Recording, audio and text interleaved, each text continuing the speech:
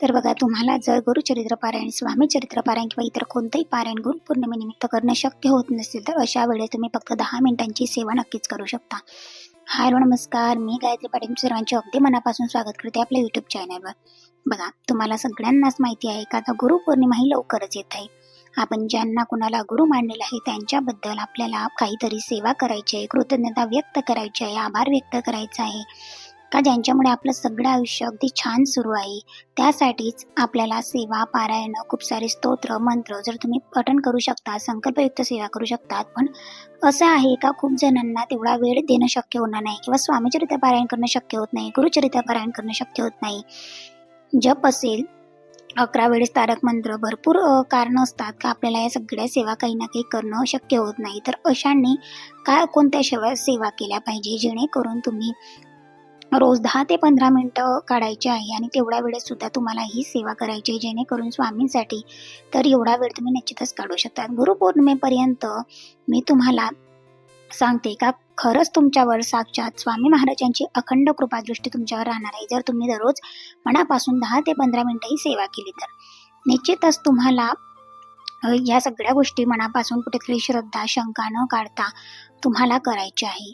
त्याचबरोबर तुम्हाला सांगितल्याप्रमाणे आता लवकरच आपल्या 15 जुलैपासून आपले आषाढी महिन्याला सुरुवात होणार आहे. 15 जुलैपासून आषाढ महिन्याला सुरुवात झाल्याच्या नंतर आषाढी पौर्णिमा ज्या दिवशी येते त्या दिवशी आपली गुरुपौर्णिमा देखील येत असते. गुरुपौर्णिमा म्हणजे गुरु आणि शिष्याचं असं घट्ट नातं. प्रत्येकाला आयुष्यामध्ये मनुष्य जन्म घेतल्याच्या नंतर आपण आयुष्यात आल्याच्या नंतर प्रत्येकाला गुरु करणं हे खूप जास्त महत्वाचं असते. बघा, श्री स्वामी समर्थ महाराजांना गुरु करून घ्यायचं आहे, दत्त महाराजांना गुरु करायचं आहे, आपल्या परमपूज्य गुरुमाऊलींना आपण गुरु करत असतो. त्याचबरोबर आपल्या परमपूज्य गुरुमाऊलींना आपण स्वामी महाराजांच्या जागीच मानत असतो आणि त्यासाठी आपण गुरु करणं हे खूप जास्त महत्वाचं आहे. प्रत्येक गुरु शिष्यासाठीचा हा दिवस खूप जास्त महत्वाचा असतो. गुरुपौर्णिमा नावातच सगळं काही आलेलं आहे. या दिवसाची आपण खूप छान जी काही आहे ती वाट बघत असतो. गुरुपौर्णिमेपर्यंत आपण विविध प्रकारच्या सेवा, पारायण, स्तोत्र, मंत्र देखील पठण करू शकतो. त्याचबरोबर आता गुरुपौर्णिमेनिमित्त कुठलीच सेवा करणं शक्य होत नाही, स्तोत्र, मंत्र, पारायण करणं शक्य होत नाही, त्यांनी 11 वेळेस मंत्र पठण करायचं असेल, काहीच करणं शक्य होत नसेल, तर अशा वेळेस आपण कोणती सेवा करायची? सगळ्यात सर्वश्रेष्ठ आपल्या मार्गामध्ये सेवा जी काही मांडली जाते नामस्मरण. कारण नामस्मरण आपण रोज करत असतो आणि नामस्मरणाला अनन्यसाधारण महत्त्वाचं आहे. तुम्ही नामस्मरण कुठेही करू शकता, बसता, उठता, चालता, बोलता. त्याला कोणत्याही वेळेची, जागेची किंवा इतर कोणत्याही गोष्टीची म्हणजे जे काही आपण म्हणतो ना ते हे नसतं, बंधनकार नसतं. तुम्ही कुठेही नामस्मरण करू शकता. गुरुपौर्णिमेनिमित्त रोज गुरुपौर्णिमेपर्यंत तुम्हाला रोज ही सेवा करायची आहे. नामस्मरण आपल्या सगळ्यांना माहीत आहे. चालता बोलता प्रवासामध्ये आपण कुठेही नामस्मरण करू शकतो. शंका न घेता देवासमोर बसून किंवा स्वामींना अधिष्ठान करून घरामध्ये असेल किंवा तुम्ही जॉब ठिकाणी असाल, प्रवासात असाल, कुठेही तुम्ही 10 ते 15 मिनिटं जरी सेवा केली तर खरंच तुम्हाला मनापासून सांगते का तुमचे सगळे प्रश्न मार्गी लागतील. तुमच्यावर अखंड स्वामी कृपा नक्कीच होणार आहे. फक्त स्वामींसाठी आपल्याला हे करायचं आहे. दत्त महाराजांसाठी आपल्याला करायचं आहे. तुम्हाला सांगितल्याप्रमाणे खूप लोकांना गुरु मानणे छोटीशी असं वाटते का गुरु म्हणजे गुरु नाही केला तरी चालतो, पण मी सांगेल का गुरु करणं हे खूप जास्त आणि खरंच महत्वाचं आहे. त्याचबरोबर आता जे जॉईंट फॅमिलीमध्ये राहतात त्यांना असं असतं का आम्हाला सेवा करणं शक्य होत नाही, आमच्याकडे जपमाळ नाही, किंवा बघा काही लोकांचं असतं का मी बाहेर आहे किंवा घरामध्ये सुद्धा मला सेवा करायची आहे पण माझ्याकडे जपमाळ नाही, मी नवीन आहे. किंवा बऱ्याच लोकांना जपमाळ धरता येत नाही, जपमाळ व्यवस्थित काउंट करता येत नाही, व्यवस्थित सेवा करता येत नाही. त्यांनी जे काही आपलं जप युनिट आहे ते सुद्धा काउंट युनिट तुम्ही वापरू शकता. त्याचबरोबर सुरुवातीला काय करायचं आहे का सकाळी असो दुपारी असो छान असं फ्रेश व्हायचं. सकाळी जर तुम्ही सेवा केली ना तर सुशोभित होऊन देवासमोर बसायचं, दिवा लावायचा, त्याच्यानंतर अगरबत्ती लावायची. अगरबत्ती लावून झाल्याच्या नंतर मोजून 10 ते 15 मिनिटांमध्ये जी आपली अगरबत्ती पूर्ण संपेपर्यंत तुम्हाला ही सेवा करायची आहे.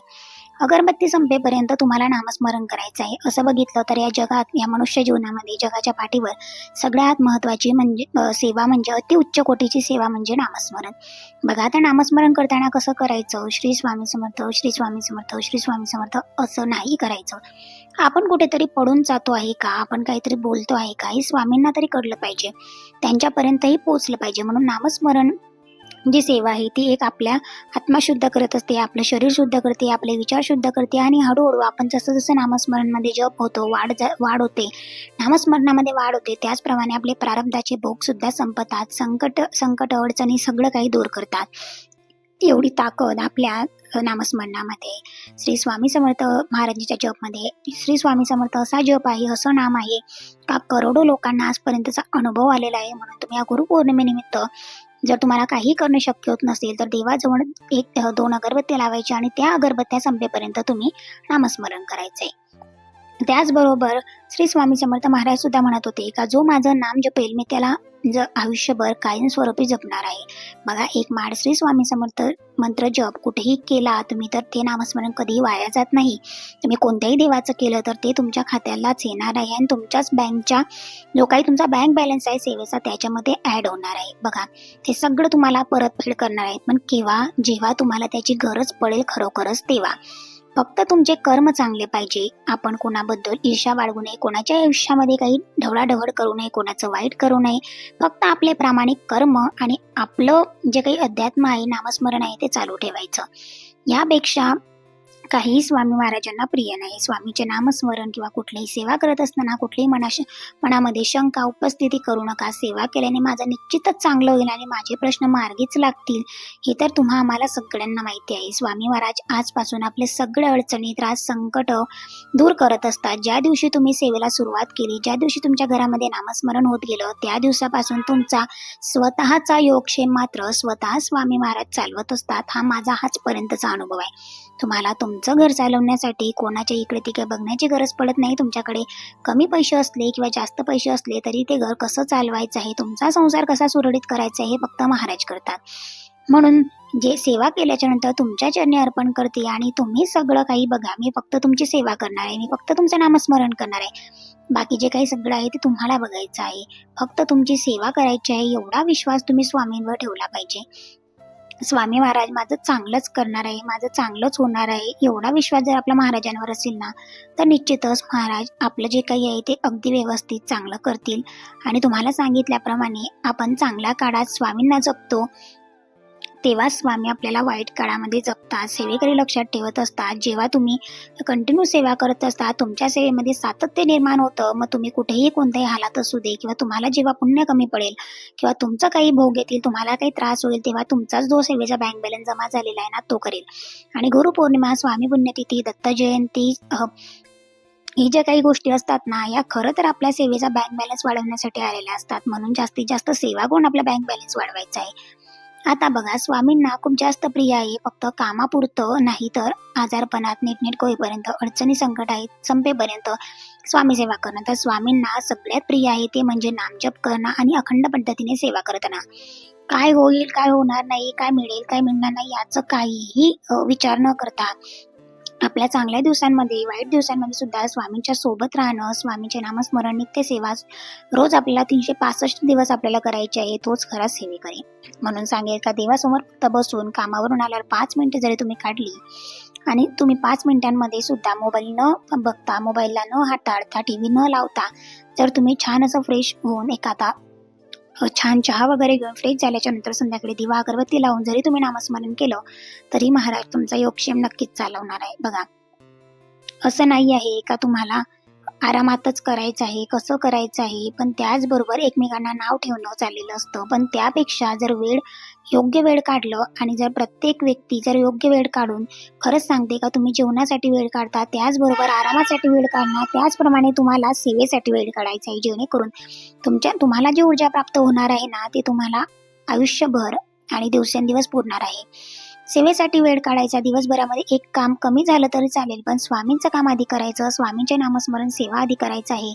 कारण दिवसभराची जी काही निगेटिव्ह ऊर्जा आहे, निगेटिव्हिटी आहे ते बाहेर काढून टाकण्याचं काम मात्र महाराज करत असतात. तुमचे त्याचबरोबर आपल्याला सेवेतून खूप मोठी ऊर्जा प्राप्त झालेली असते. अशा प्रकारे तुम्ही जिथे विचार केला पाहिजे त्या पद्धतीने तुम्ही स्वामींच्या सेवेला नक्कीच वेळ देऊ शकणार आहे, स्वामींचे नामस्मरण करू शकणार आहे. नामस्मरण केलं अगरबत्ती संपेपर्यंत किंवा मोजून 10 ते 15 मिनिटं सुद्धा तुम्ही दररोज ही सेवा करू शकता. कारण तुम्हाला सांगितलं का आपल्या डोक्यामध्ये खूप विचार चाललेले असतात इकडचे तिकडचे. दिवसभर आपल्याला जांभुळा येतात, मन भटकत राहतं. पण अशा वेळेस तुम्ही जर शांत मनाने स्वामींची सेवा केली तर आपली दिवसभराची निगेटिव्हिटी जाते, थकवा जातो, मन शांत होते. रात्रीसुद्धा झोप आपल्याला अगदी शांत लागते आणि यासाठीच आपण छान पद्धतीने ही सेवा करत असतो. बघा, जेव्हा आपण नामस्मरण करत असतो आपलं मन शुद्ध होते, आपलं शरीर शुद्ध होते, आपली जी काही विचार करण्याची शक्ती आहे ती शुद्ध होते. निगेटिव्ह विचार ऑटोमॅटिक आपल्या शरीराच्या बाहेर पडतात, मनाच्या बाहेर पडतात. जेव्हा आपण नामजप करायला सुरुवात करतो, स्वामी समर्थ, श्री स्वामी समर्थ, श्री स्वामी समर्थ, त्यावेळेस ती हाक स्वामींपर्यंत पोहोचतेच. मला एक सांगा, ज्यावेळेस आपण गर्दीमध्ये उभं असतो, आपली एखादी जवळची व्यक्ती कुठेतरी आपल्यासमोर गर्दीमध्ये उभी आहे किंवा हरवली आहे, तर आपण त्यावेळेस तिला हाक मारतो. तिला हाक मारल्यावर तिला लगेच बाकीचे लोक तिला सांगतात आपल्याकडे बघ, किंवा तिच्या कानापर्यंत ती हाक पोचते. त्याचप्रमाणे आपली मारलेली हाक निश्चितच स्वामींपर्यंत पोचणार आहे. स्वामी निश्चितच आपल्याकडे कधी ना कधी वळून बघणार आहे. कधी ना कधी म्हणण्यापेक्षा तर जेव्हा तुम्हाला गरज असेल तेव्हा स्वामी खरंच आपल्याकडे वळून बघतात. मी तुम्हाला सांगितल्याप्रमाणे सुरुवातीला कर्म चांगले ठेवा, चांगले विचार ठेवा, आपले प्रामाणिक पवित्र मनाने तुम्ही नामस्मरण किंवा कुठलीही सेवा करा. ती मनोभावे श्रद्धेने करा, विश्वास ठेवून करा. हे खूप जास्त मोठी गोष्ट आहे, कारण खूप लोकांना छान अशी प्रचिती अनुभव आलेला आहे. तुम्हाला सुद्धा येऊ शकतो. फक्त विश्वास, नामस्मरण, जेवढा तुमचा दृढ विश्वास असेल स्वामींवर, तुमच्या सेवेवर, तेवढा तुम्हाला लवकर अनुभव येईल. बघा, आपण त्यांना जपमाळेवर करा, आपण त्याचबरोबर जपमाळेवर जातो, त्यांनी जपमाळेवर करा. ज्यांना जपमाळ धरता येत नाही त्यांनी फक्त अगरबत्ती लावून सुद्धा अगरबत्ती संपेपर्यंत नामस्मरण करू शकता. तुम्हाला जमेल तेवढं सुद्धा तुम्ही 5 मिनिटं, 10 मिनिटं, 15 मिनिटं स्वामींसमोर बसून नामस्मरण करू शकतात. केंद्रात जाऊन बसा. खूप गोंधळ असतो घरामध्ये, वेळ नाही, जवळपास स्वामींचा मठ असेल, केंद्र असेल, दत्त मंदिर असेल, अशा ठिकाणी जाऊन नामस्मरण करा. तुम्ही नामस्मरण त्या ठिकाणी केलं तर अतिशय चांगली गोष्ट आहे, कारण केंद्रातली जी ऊर्जा आहे ती खूप मोठ्या प्रमाणात आपल्याला प्राप्त होत असते आणि त्या ऊर्जेपेक्षा, घरातल्या ऊर्जेपेक्षा केंद्रातली ऊर्जा नक्कीच जी काही आहे ती जास्ती प्रमाणात आपल्यापर्यंत येत असते. गुरुपौर्णिमेनिमित्त तुम्हाला या सेवा नक्कीच करायची आहे. गुरुपौर्णिमा झाल्यावर सुद्धा ही सेवा तुम्ही 365 दिवस वेळ काढून जर केली तर निश्चितच तुम्हाला अनुभव आल्याशिवाय राहत नाही. महाराजांसाठी तुम्ही जर वेळ काढला तर तुमचे प्रश्न मार्गी लावण्यासाठी महाराज नक्कीच वेळ काढतील. मला खूप काही मिळावं किंवा मला खूप काही हवं आहे यासाठी मी सेवा करत नाहीये, तर माझं सगळं काही चांगलं आहे आणि जे होणार आहे माझ्या आयुष्यात ते सगळं काही व्यवस्थित होणार आहे यासाठी मी सेवा करते. हा विचार जेव्हा तुम्ही तुमच्या डोक्यात ठेवाल, मनात ठेवाल ना, तेव्हाच तुमचं जे काही आहे ते प्रश्न मार्गी लागणार आहे. त्याचबरोबर तुम्हाला सांगितल्याप्रमाणे तुम्हाला मांसाहार किंवा परान्न वर्ज करायचं आहे, मांसाहार खायचा नाहीये, जेणेकरून तुम्ही जे सेवा करत आहात ते तुम्हाला कुठे ना कुठे लवकर फळाला येईल, की तुमची इच्छा पूर्ण होईल. यासाठी तुम्हाला या सगळ्या सेवा व्यवस्थित करायच्या आहे.